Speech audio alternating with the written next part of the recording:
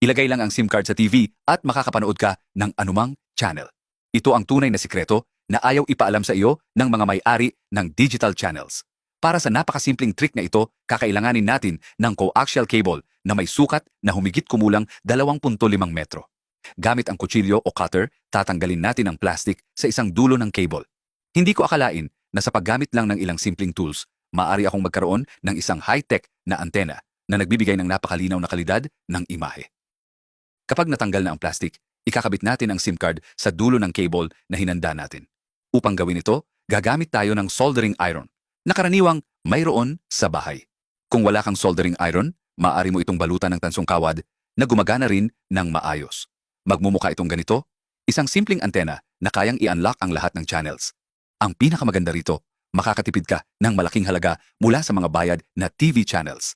Sunod, aalisin natin ang plastic sa kabilang dulo ng coaxial cable. Napakadali ng antenang ito, kaya kahit sino ay kayang gawin ito sa kanilang bahay. Ikabit ang coaxial connector sa dulo ng tansong kawad. Makakatulong ito sa tamang pagkakabit sa likod ng TV.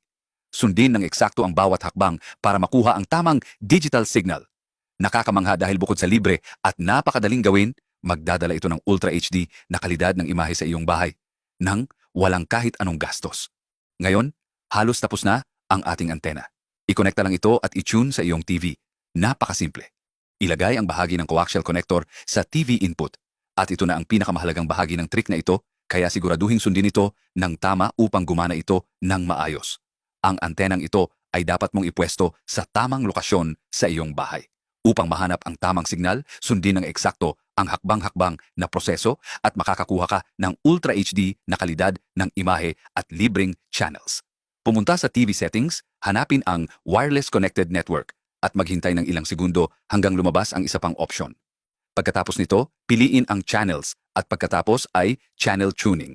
Napakadali lang, sundan lang ang tamang proseso at wala kang magiging problema. I-click ang Automatic Channel Tuning at magsisimula ang pag-scan. Gaya ng nakikita ninyo, kusang hinahanap ng TV ang lahat ng channels. Ilang segundo lang ang kailangan, pero sulit na sulit ang resulta. Tingnan nyo kung gaano karaming channels ang nahanap at na-unlock.